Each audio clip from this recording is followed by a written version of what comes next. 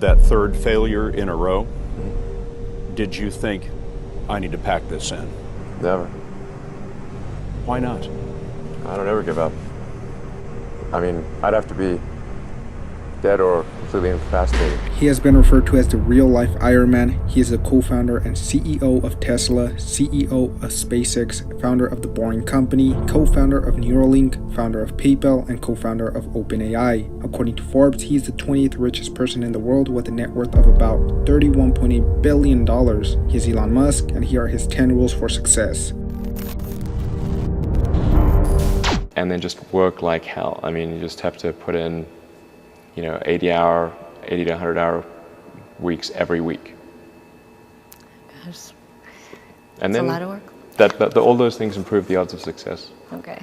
I mean, if other people are putting in 40-hour work weeks and you're putting in 100-hour work weeks, then even if you're doing the same thing, you know that in 1 year you will achieve what they achieve. You will achieve in 4 months what it takes them a year to achieve. Okay, I like your work ethic. So, all right. Thanks. Elon. You need to work, depending upon how well you want to do, and particularly if you're starting a company, you need to work super hard. So what does super hard mean? Well, when my brother and I were starting our first company, instead of getting an apartment, we just rented a small office and we slept on the couch. And we showered at the YMCA, and we're so hot up we had just one computer. So the website was up during the day, and I was coding at night, 7 days a week, all the time. And I sort of briefly had a girlfriend in that period, and in order to be with me, she had to sleep in the office. So work hard, like every waking hour. That's the thing I would say particularly if you're starting a company. And I mean, if you do simple math, say like, okay, if somebody else is working 50 hours and you're working 100, you'll get twice as much done in the course of a year as the other company. Have a high pain threshold.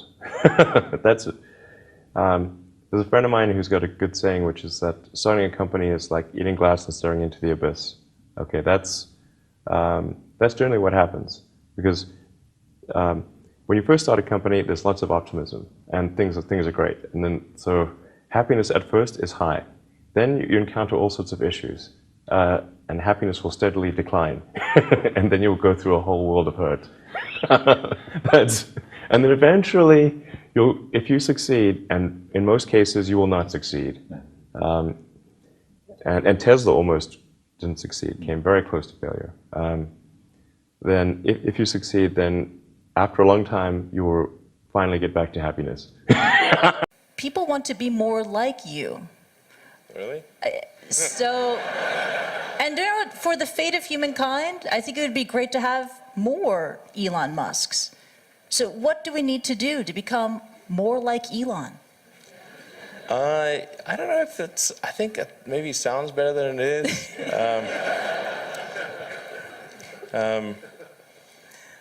Yeah, I mean, honestly, like there's a friend of mine who's got a great saying about creating a company, which is trying to build a company and have it succeed is like eating glass and staring into the abyss.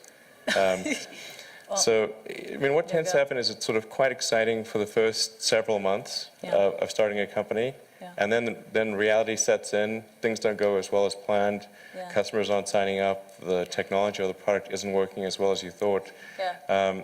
And then that can sometimes be compounded by a recession, and it can be very, very painful for several years. So I think, frankly, starting a company, I would advise people to have a high pain tolerance. Yeah. People do not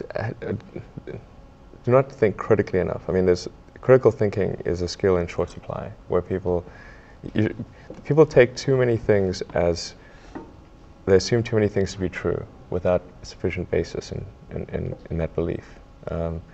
So it's very important that people closely analyze what is supposed to be true and try to build up try to say, let's analyze things from first principles, not by analogy or not by convention. If you assume things are true by convention, which is actually what most people do, then it's difficult to gain insight into how things can be bettered. So, in any argument or any sort of train of thinking, you want to make sure that the underlying premises are valid and applicable, and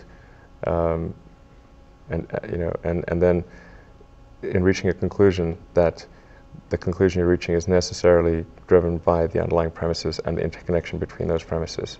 That may seem like a really simple thing to say, but most people don't do that. So it's really the foundation of rational thought. If somebody is doing something that is useful to the rest of society, I think that's a good thing. Like, it doesn't have to change the world. Like, if you're doing something that has high value to people, and frankly, even if it's like just a little game, or some improvement in photo sharing or something, if it has a small amount of good for a large number of people, I think that's fine. Like, stuff doesn't need to be changed the world just to be good. People tend to overweight risk on a personal level.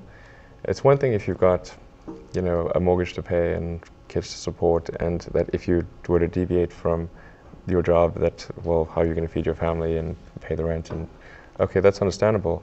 But let's say you're young and you're just coming out of college or coming out of high school or whatever.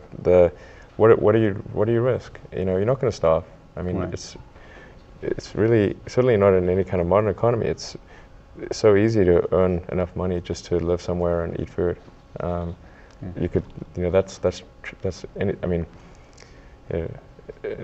very easy to do. So I don't know what are they afraid of? They're mostly afraid of failure, I think, But people should be less risk averse when there's not much at risk. You've got to make sure that whatever you're doing is a great product or service. It has to be really great. And I go back to what I was saying earlier, where if you're a new company, unless it's like some new industry or new market if it's an untapped market, then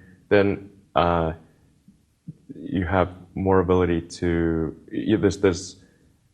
The standard is lower for your product or service. But if you're entering anything where there's an existing marketplace against large entrenched competitors, then your product or service needs to be much better than theirs. It can't be a little bit better, because then you put yourself in the shoes of the consumer, and they say, why would you buy it as a consumer? You're always going to buy the trusted brand unless there's a big difference.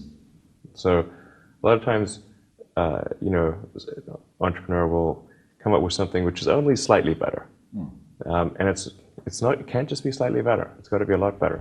If you're creating a company or if you're joining a company, the most important thing is to attract great people. So either join a group that's amazing, that you really respect, or if you're building a company, you've got to gather great people. All a company is a group of people that have gathered together to create a product or service.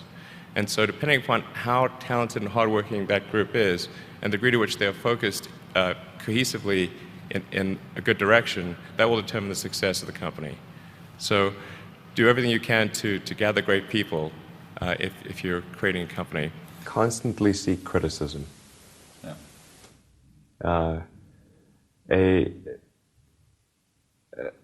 A well thought out critique of whatever you're doing is as valuable as gold. And you should seek that from everyone you can, but particularly your friends. Usually your friends know what's wrong, but they don't want to tell you because they don't want to hurt you. So lift you up, sort of your. Yeah. So they'll say, "Oh, I want to encourage my friend, so I'm not going to tell him what I think is wrong with this product." Yeah. It doesn't mean your friends are right, but very often they are right, and you at least want to listen very carefully to what they say, and to everyone. If you're looking for, basically, you should take the approach that you're wrong. That you, the entrepreneur, are wrong. Your goal is to be less wrong. Don't just follow the trend. So you may have heard me say that it's good to think in terms of the physics approach of first principles, which is rather than reasoning by analogy, you boil things down to the most fundamental truths you can imagine, and you reason up from there. And this is a good way to figure out if something really makes sense or if it's just what everybody else is doing. It's hard to think that way. You can't think that way about everything. It takes a lot of effort. But if you're trying to do something new, it's the best way to think. And that framework was developed by physicists to figure out counterintuitive things like quantum mechanics. So it's really a powerful method. People who've been in the rocketry business for decades, Yeah. who say about you that you don't know what you don't know. Well, I suppose that's true of anyone. How can anyone know what they don't know? But When critics say you can't do this, your answer to them is, we've done it. you know, there are American heroes who don't like this idea. Neil Armstrong, Gene Cernan have both testified against commercial spaceflight in the way that you're developing it, and I wonder what you think of that. I was very sad to see that because those guys are, yeah. You know, those guys are heroes of mine, so it's really tough. You know, I wish they would come and visit and see the hardware that we're doing here. And I think that would change their mind. They inspired you to do this, didn't they? Yes. And to see them casting stones in your direction.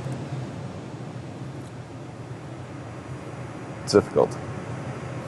Did you expect them to cheer you on? So they're hoping they would.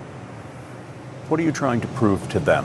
What I'm trying to do is to make a significant difference in spaceflight and help make spaceflight accessible to almost anyone. And I would hope for as much support in that direction as we can receive. So those were Elon Musk's 10 rules for success. Comment below which one is your favorite, and don't forget to subscribe to the channel for more motivational content. Also make sure to destroy that like button if you enjoyed or found this video helpful. Alright guys, this is Alpha Leader signing out. Thanks for watching.